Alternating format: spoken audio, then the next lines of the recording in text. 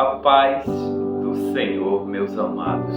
É com muita alegria e satisfação que estamos aqui mais uma vez, para falar do amor de Deus, para pregar a sua palavra, para dizer que Deus é bom e que o diabo não presta, que a porta estreita é o caminho no qual devemos buscar e seguir, porque a porta larga leva à perdição. Não esqueçam disso.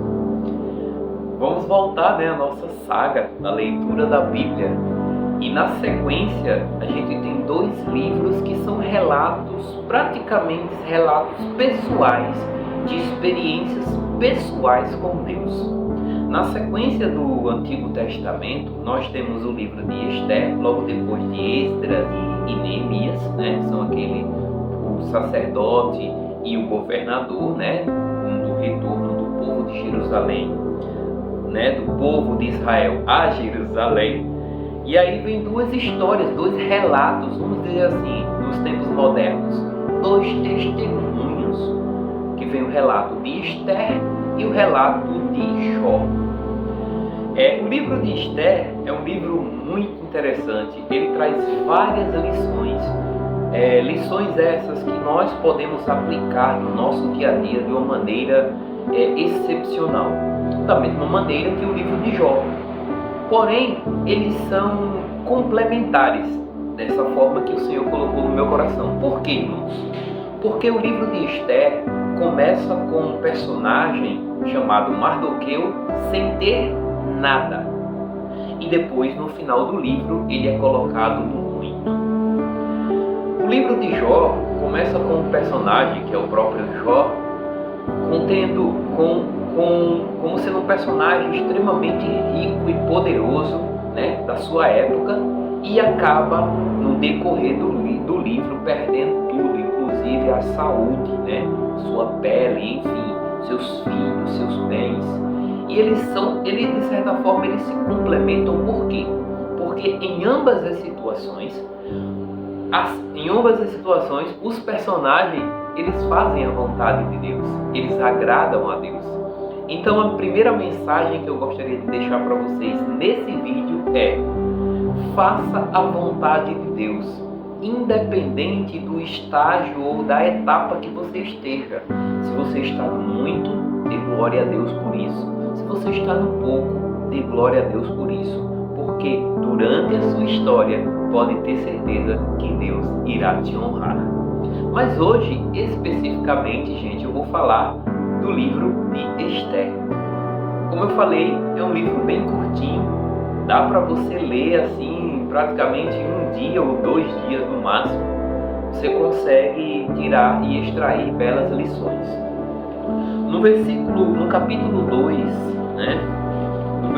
no capítulo 2, no versículo 5, diz assim: Nesse tempo vivia na cidadela de Susã um judeu chamado Mardoqueu, da tribo de Benjamim, filho de Jair, neto de Simei e bisneto de Quis.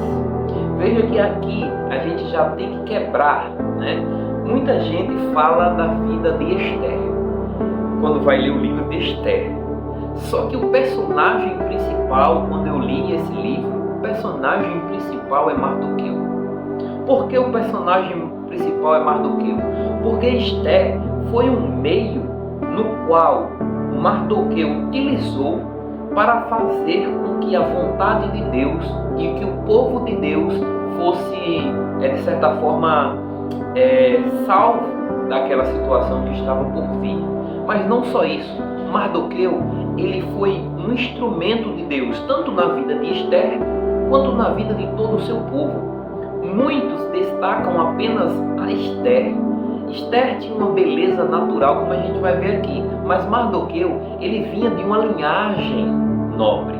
Ele já vinha de uma linhagem nobre e ele foi levado, ele fora levado de Jerusalém para o exílio, da mesma maneira que aconteceu com Daniel, com aqueles personagens bíblicos. Ele foi levado para o exílio por Nabucodonosor, rei da Babilônia, entre os quais foram levados prisioneiros com Joaquim, rei de Judá. Foi a última é investida da Babilônia contra Judá, né? Contra Jerusalém, que levou todos os nobres para aquela cidade para servir ao rei Nabucodonosor. E Mardoqueu foi uma dessas pessoas da tribo de Benjamim. E aí começa no versículo 7 a história de Esté, que diz assim: Mardoqueu tinha uma prima chamada Hadassa, né? Que o nome hebraico de Esté na verdade é Hadassa, né? Que havia sido criada por ele, por não ter pai nem mãe. Essa moça, também conhecida como Esté, que foi o nome provavelmente que o rei da Pérsia deu para ela, era atraente e muito bonita, e Mardoqueu a havia tomado como filha quando o pai e a mãe dela morreram. Então veja que a partir desse momento Mardoqueu começa a ser instrumento de Deus na vida dessa moça, da Hadassa, da Esté, como é mais conhecida. Só que a Esté, a Hadassa, ela já tinha atributos naturais, ela já era muito bonita, ela já chamava muita atenção. Então Mardoqueu, mesmo sem saber o que iria se passar, mesmo que sem saber o que iria acontecer, devido à situação da antiga rainha, né, a esposa do rei Xerxes, Vasti, não atender ao chamado do rei, isso ia gerar uma situação política vexatória para o rei. Ele resolveu destituir ela do trono de rainha e começou a busca por uma nova rainha. E aí Mardoqueu, veja novamente que o livro de Esté, quem está no centro realmente é Mardoqueu. Mardoqueu viu nisso porque ele já sabia que a sua prima, que era criada por ele como filha, era uma moça muito bonita, então ele já selecionou. Veja que aqui chega a nossa segunda lição. A nossa segunda lição é que nós precisamos utilizar as armas que estão ao nosso alcance.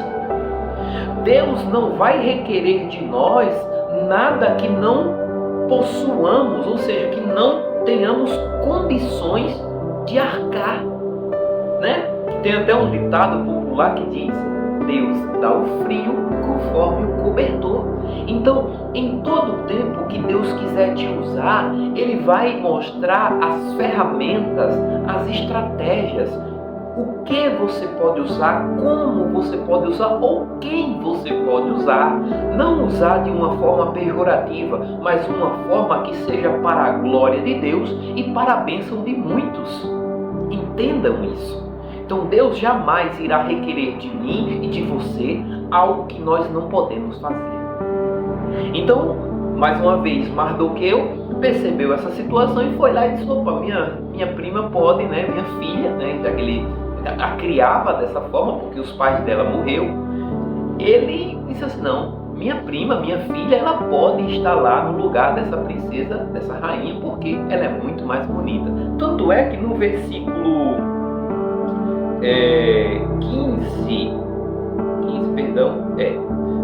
15 diz assim: Esté causava boa impressão a todos os que a viam. Na parte B aí do versículo 15, Esté causava boa impressão a todos que a viam. Então Esté não precisava fazer muita coisa, né? Na verdade, a estratégia Deus deu a Mardoqueu, e as pessoas não enxergam isso. Veja o que diz no verso 17: o rei gostou mais de Esté do que qualquer outra mulher. Ela foi favorecida por ele e ganhou sua aprovação mais do que qualquer outra virgem. Então ele lhe colocou uma coroa real e tornou-a rainha em lugar de Vasti. Então veja que o primeiro passo que Deus tinha colocado, ou a primeira estratégia que Deus tinha dado a Mardoqueu, se cumpriu. Ou seja, a pessoa que ele tinha, que acreditava que ia agradar ao rei, realmente agradou, que foi Esté. E Esté tomou o lugar de Vasti. Por quê? Mardoqueu sabia. Então, veja que na estratégia de Deus existe um passo a passo. Nada vai chegar na nossa mão de uma hora para outra, gente. Principalmente quando é uma bênção muito grande. Principalmente quando Deus quer abençoar não só você, mas há muitos à sua volta, a sua família, aqueles que necessitam. Então, de certa forma, Mardoqueu até falou assim para Esther: não diga que você é judia. Ele não sabia de nada do futuro, mas Deus sabe. Então Deus vai te dar estratégia. Deus vai mostrar para você como agir diante da situação e como utilizar os instrumentos que Deus tem para você. Que todos nós temos os dons e os talentos que Ele derramou sobre as nossas vidas. Basta nós sabermos utilizar. Basta sabermos utilizar. E aí, ela estava já na posição de rainha, e às vezes nós, por conta de uma certa posição, nós queremos nos exaltar. Nós queremos ser soberbos, nos exaltar diante das pessoas. Não, mas agora eu sou rei. Não, mas agora eu sou chefe. Não, mas agora eu moro na casa tal. Não, mas agora eu tenho um trabalho tal. Não, mas agora eu tenho um carro tal. Menino, você não é nada diante do que Deus quer fazer através da sua vida. O estágio que você está não é nada comparado ao que o Senhor ainda há de fazer na sua vida. Então baixa essa bola, diminui essa arrogância e se coloca na dispensação do Senhor. Busca Ele, mesmo se você for rainha ou estiver numa posição privilegiada. Continue buscando ao Senhor, porque o que o Senhor quer fazer com a tua posição é muito maior do que o que você pensa. E aí veja que já tinha toda uma situação. Nessa situação, Mardoqueu antes, logo após a rainha ser coroada, Esther ser coroada como rainha, Mardoqueu prevê uma situação de tentativa de assassinato do rei e alertou Esther. E a Esther, já como tinha um acesso, veja só, Deus já está dando um outro instrumento para Mardoqueu. Ele viu uma situação, veja que ele era escravo daquele rei, ele poderia muito bem se calar, mas diante de uma situação, de um complô para matar o rei, ele disse: não, peraí, eu sou um servo de Deus, eu tenho que agir, combater o bom combate e guardar a minha fé. Eu não posso agir como o mundo age. Aqui vem a nossa terceira lição, porque muitas das vezes nessa situação, ele está me oprimindo, eu sou um escravo, eu deveria estar em Jerusalém, eu estou aqui servindo nesse castelo pagão e não sei o que, O que acontece? A oportunidade que diz aqui no versículo 21, diz assim: um dia quando Mardoqueu estava sentado junto à porta do palácio, Bigtan e Teres, 2 dos oficiais do rei, guardavam a entrada, estavam indignados e conspiravam para assassinar o rei Xerxes. Então ele escutou, ele vivia no palácio, ele escutou essa situação. Se ele fosse outro, se ele fosse uma pessoa que usurpasse os planos de Deus, ele dizia: não, aqui ele vai assassinar, eu vou me livrar desse rei. Só que ele disse não. Foi lá, chamou Esther, entregou a situação para o rei, que foi lá e registrou, e aquele complô, aquela tentativa de assassinato, ela foi por água abaixo. Mas logo na sequência, um tal de Ramã começou a perseguir Mardoqueu. Por que ele começou a perseguir? Veja que Deus já tinha dado 2 instrumentos. Esther já estava no palácio, O rei já devia, de certa forma, a sua vida, tinha uma dívida de vida com ele. E Ramã, no capítulo 3, no verso 2, diz assim: todos os oficiais do palácio real curvavam-se e prostravam-se diante de Ramã, conforme as ordens do rei. Mardoqueu, porém, não se curvava nem se prostrava diante dele. E aqui, meus amigos, aqui para os caras que é soberbo, para as pessoas que são soberbas, isso daqui é como se fosse um tapa na cara. É como se você estivesse realizando uma afronta pessoal contra ele. O fato dele não se prostrar, dele não reverenciar a posição de Ramã, que era o segundo no comando, só estava abaixo do rei, ele se sentia assim afrontado. E aí ele começou a tramar contra Mardoqueu. Mas Mardoqueu não era qualquer um. Mardoqueu não era qualquer um, existia um Deus do céu que tinha projetado uma história para Mardoqueu. Da mesma maneira na minha vida e na sua vida. Hamã pode até tentar tramar, nos assassinar, acabar com o projeto de Deus nas nossas vidas, mas Deus é o nosso conforto, é a nossa fortaleza. Se nós não adorarmos outros deuses, se nós não se prostrarmos diante de outras situações que neguem a nossa fé, aí o Senhor continuará conosco. Mas Hamã e Mardoqueu não era só isso, ele também era um nobre. Então ele queria ser tratado de igual, então ele não aceitava aquela usurpação de poder que Hamã estava criando. E aí o que acontece? Então Hamã, lá no versículo 8, então Hamã disse ao rei Xerxes: existe certo povo disperso, espalhado entre os povos de toda a província do teu império, cujos costumes são diferentes de todos os povos e que não obedecem à lei do rei. Não convém ao rei tolerá-los. E de quem Hamã estava falando? Hamã estava falando de todos os judeus. E para resumir a situação de Hamã, para o vídeo não ficar muito longo, ele construiu uma forca para matar Mardoqueu. Mas não só isso, ele baixou um decreto no qual todos os judeus deveriam ser exterminados em uma data X. Veja que seria o extermínio do judeu. Seria praticamente o segundo extermínio. O primeiro extermínio foi quando aquela civilização que estava na sua terra foi devastada e os nobres foram levados prisioneiros. A segunda devastação foi Hamã que tentou fazer. A terceira foi o holocausto que aconteceu, o assassinato dos judeus que a gente presenciou, mas nessa história ainda não existia aqui. Mas houve a primeira tentativa de extermínio dos judeus lá na época de Hamã. Foi baixado um decreto para destruir o povo de Deus. E por que tanto ódio assim? Porque o povo de Deus não baixa a cabeça e não se prostra para os deuses desse mundo. Nós servimos ao único Deus verdadeiro. Nós servimos o Deus de Israel, aquele que não falha, aquele que nos criou, aquele que permanece o mesmo hoje e para sempre. E era assim que Mardoqueu se via: eu não vou me prostrar diante de você, porque o único que é digno de toda adoração e de se prostrar é o Deus verdadeiro. Não homem algum, não bezerro de ouro, não situações que sejam geradas por riquezas desse mundo, mas para o único Deus. E aí ele gerou toda essa situação.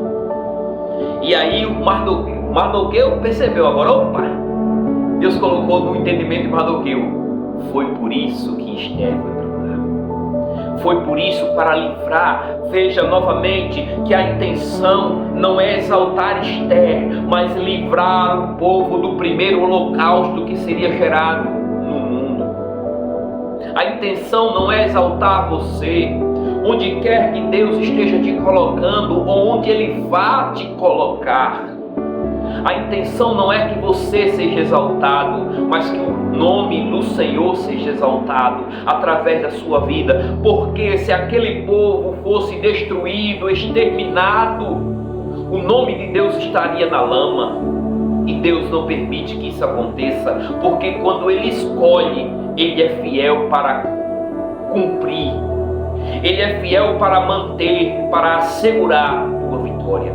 Amém? Veja só o que diz quando Mardoqueu, no capítulo 4, versículo 12. Quando Mardoqueu recebeu a resposta de Esther, mandou dizer: não pense que pelo fato de estar no palácio do rei, você será a única entre os judeus que escapará.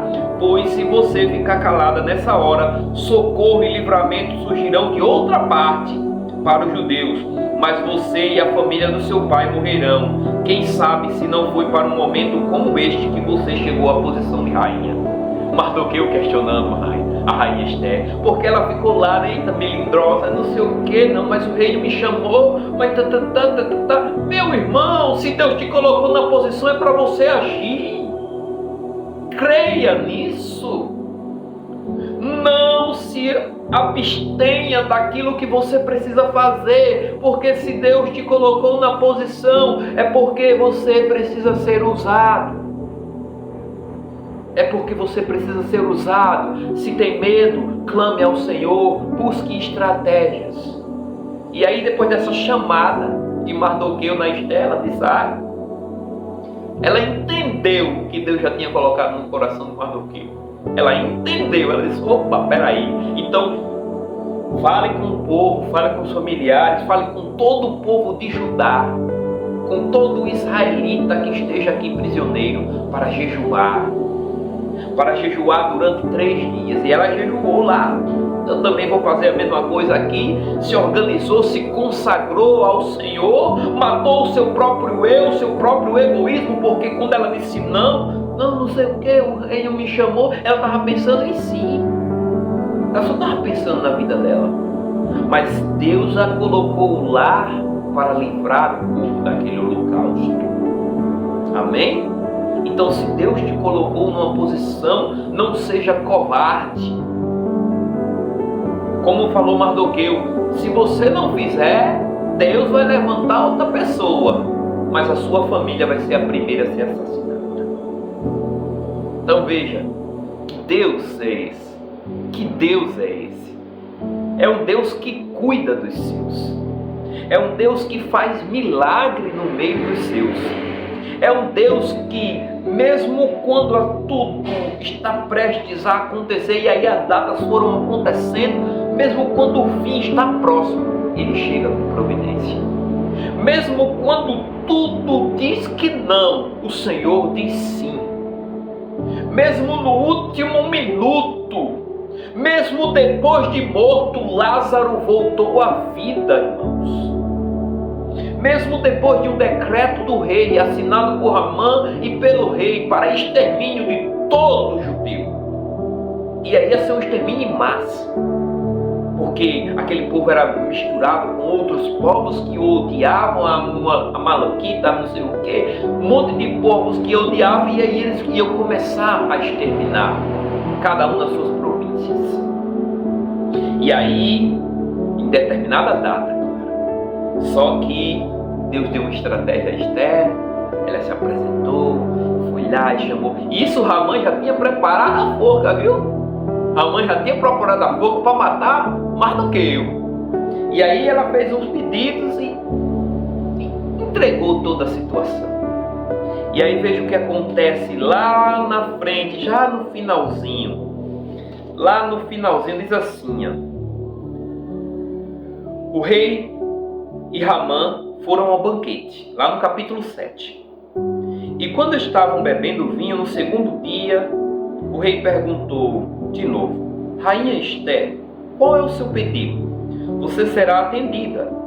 Qual é o seu desejo? Mesmo que seja metade do reino, isso lhe será concedido. Então a rainha Esther respondeu: se posso contar com o favor do rei, e se isto lhe agrada, poupe a minha vida e a vida do meu povo. Este é o meu pedido e o meu desejo, pois eu e meu povo fomos vendidos para destruição, morte e aniquilação. Se apenas tivéssemos sido vendidos como escravos e escravas, eu teria ficado em silêncio, porque nenhuma aflição como essa justificaria perturbar o rei. E aí ela contou que era Ramã que estava tentando matar os judeus. E aí toda aquela situação, o rei foi lá, foi refletir e foi buscar nos registros. E aí encontrou o registro em que Mardoqueu livrou ele daquele assassinato. E aí chamou Ramã e disse: o que é que eu posso fazer para uma pessoa que livrou o rei de um assassinato? Ele disse: ele pensando que era ele. Eu quero honrar uma pessoa. Ele disse: pega a sua coroa, pega o seu manto, dê o melhor cavalo e diga: esse é o homem a quem Deus honra, a quem o rei honra. Eita, eu travo a língua agora. Mas veja, que situação, meus irmãos. Que situação. Imediatamente o rei mandou exterminar Ramã e toda a sua família.